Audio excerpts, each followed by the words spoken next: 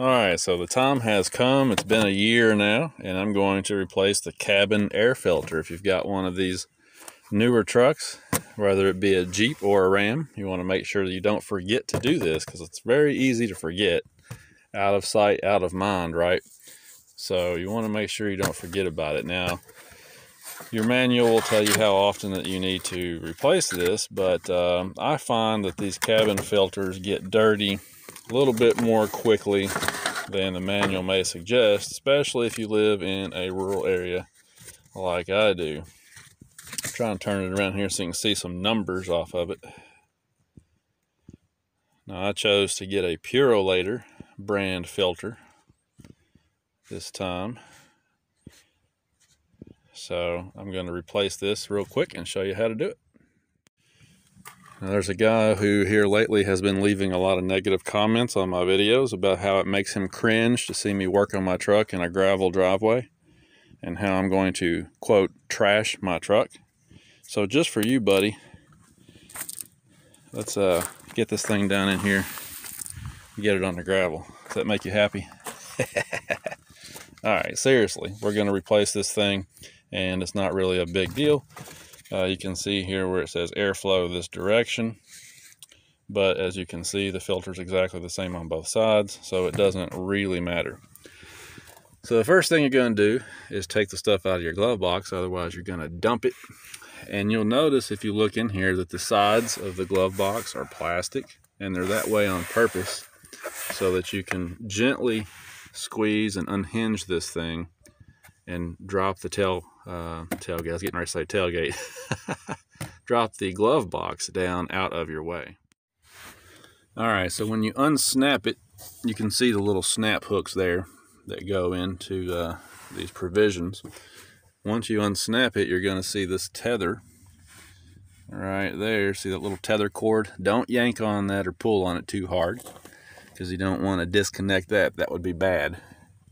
And then if you look back in there behind the glove box, you can see where the cabin filter lives, and you can see that it's marked for proper airflow, which, as you can see, goes from top to bottom. So we've got a couple of snaps. There's one here and one on the other side over there, and you just use your finger and unsnap that, and this plastic door will drop down out of the way. So the rest of the process is pretty self-explanatory. You just reach in there and pinch that filter, pull the old one out, replace it, and then stick that plastic door back on. So you can see the difference between the clean filter and the one that's been in the truck for 12 months now. There's what appears to be a piece of plastic in there, some insects, lots and lots of dirt. Oh my gosh, this thing was filthy. Pretty filthy on both sides. So like I said, this is obviously filtering the air that comes out of your HVAC vents. So this is the stuff that you don't want to breathe. You want to trap this before it comes out of your vents. Otherwise, you would be breathing it and it would get dust all over your dash and everything. This helps to minimize the dust and particulates inside your cab. Now, let me find if you want to get the Mopar one, there's the number for the one that was factory installed in this truck. It's a 2020 model, by the way, if you guys haven't been following along.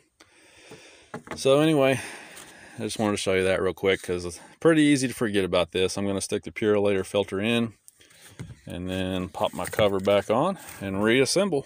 Hopefully it's helpful. I know there's been a few videos already out there about this, but I just wanted to show you that it's pretty easy to do. Don't want to forget about it, and there's a lot of other options besides just the Mopar filter if you like to go with something different. You know, maybe your auto parts store won't have the Mopar one, but they can cross it over to a different filter for you. So, all right, guys, I'm going to finish this up, and I'll talk to you later. Thanks. He wants you to throw him one, but you got to make it float so that he can run under it and catch it. You got to be a good quarterback. Uh-oh, uh-oh. A little bit over. Bring it back, Toby.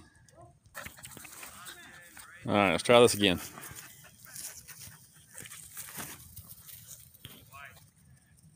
Dude, he's not right. All right, ready? Here we go. That's a good one. Nice catch. That's a good boy. Good catch. What are you putting on there? Piece of wood. Oh, it sounded like you put gasoline on No. it. Woof. It's trying to go out, so I put that in the middle of it. All right, Toby. Will you catch this one?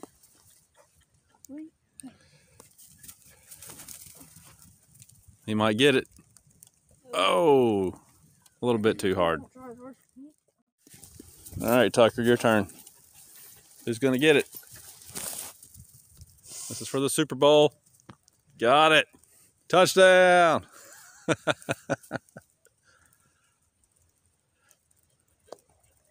You're a fun puppy. Now I need to teach you how to work on the truck. So it's been a little while since I did anything on this trailer project. You know, the windows have turned out pretty good. It's been raining and snowing and I haven't seen any leaks. I've been coming in periodically and checking for signs of water coming in, and I think I've got them sealed up pretty good. So that was a really nice addition to the trailer. But it's middle of winter and I guess I need to start designing what I'm gonna do up here as far as a very primitive kitchen space, so that I can get that going and have it done by spring. Like I said, I'm still thinking about just doing like a basic, some kind of a countertop, so I can put a small microwave oven up there and some cabinets to keep our plates and forks and knives and all that stuff. And might even do like a little sink over here if I can maybe figure out some way to do onboard water and wire up an electric pump. Maybe we could have some running water in a sink. Don't know exactly how sophisticated I'm going to get with this yet, but like I said, this is just going to be for primitive camping, so that the trailer can kind of do double duty and you know, take the place of a tent and still haul things. Now, the obvious thing about this trailer is that it's big enough, since it's an 8.5 foot wide, that I can haul a tractor or a car or a Jeep or whatever in here. So whenever I get around to getting my new subcompact or a compact tractor, I can haul it in here, but the cab models won't fit. And if I get an open station tractor, I have to make sure that it has foldable ROPS on it, because I'll have to fold the ROPS down to get it through the door. But I'll be able to transport the tractor and stuff in here. One thing that I'm kind of thinking of doing is, if when I put my shelving in here, I want to leave this space down here open so that obviously I can get to my D-rings. But I would kind of like to put a winch back here in the very back corner, up in that little V, you know, kind of tuck it up under my countertop. And obviously that'll all be open so I can still get to it. And, you know, I'm thinking if I ever want to drag a broken machine or something up in here, or a dead car, you know, somebody in the family has a car that breaks down, I need to go get it or whatever, I'd have the winch to be able to pull it up in here. But I need to do a little research on, you know, how most people are securing those to the floor, because obviously a winch would put a tremendous amount of force on the floor. And I mean, it is 3/4 inch plywood, but still, you know, it's just a lot of force. So I'm thinking obviously you're going to have to go up underneath there and do some kind of reinforcement. Maybe a good backing plate or a weld-on plate up under there, or something like that. But anyway, I know it's been a little while since I discussed this, but you know, it's been the holiday season, a lot of stuff going on. I just haven't really put much thought into it. But next thing you know, spring will be here, so I need to get on it and get that going. I don't know. I think he'd probably do a better job than some of these guys that leave comments on my videos.